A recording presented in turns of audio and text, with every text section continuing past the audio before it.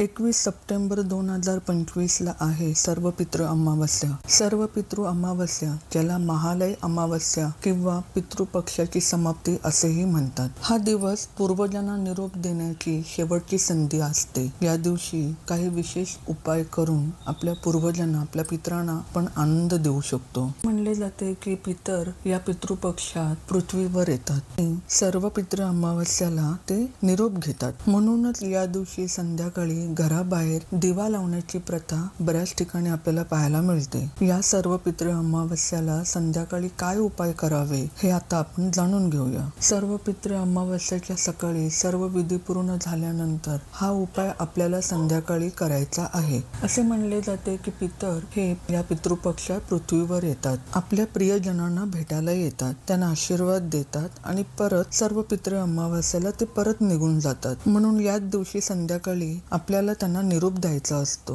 म्हणूनच शेवटच्या दिवशी संध्याकाळी आपल्याला दिवा घराबाहेर लावायचा आहे। दिवा मातीचा घेतला तर उत्तम। त्या दिव्यात तूप किंवा मोहरीचं तेल वापरायचं आहे। थोडे काळे तीळ घालावे। असे केल्याने पूर्वजांना शांती मिळते आणि पितृदोष कमी होतो असे मानले जाते। हा दिवा घराबाहेर दक्षिण दिशेला याची ज्योत येईल अशा पद्धतीने आपल्याला लावायचा आहे। दिवा दक्षिण दिशेला घराबाहेर ठेवणे अत्यंत शुभ मानले जाते, कारण पितरांची दिशा ही दक्षिण दिशा आहे आणि त्यांच्या तृप्तीसाठी हे आवश्यक आहे। जसे दिवा घरामध्ये लावल्याने माता लक्ष्मीची कृपा होते, तर घराबाहेर दिवा लावण्याने पूर्वजांचे आशीर्वाद मिळतात असं मानतात। दिवा लावण्याचं मुख्य कारण म्हणजे असं आहे की पितरांना मार्ग दाखवण्यासाठी हा दिवा त्यांना अंधारात मार्ग दाखवतो आणि त्यांच्या आत्म्यांना शांती मिळावी या उद्देशाने आपण हा दिवा बाहेर लावतो। काही ठिकाणी गव्हाचे पंती सुद्धा लावतात, तर कोणी तेलाचा तर कोणी तुपाचा दिवा लावतात। काही शास्त्रानुसार पितृ अमावस्येला संध्याकाळी पितरांना अन्न, पाणी, प्रकाश देणे शुभ मानले जाते। यामुळे पितरांचा आशीर्वाद आपल्याला प्राप्त होतो आणि घरामध्ये सुख शांती मिळते।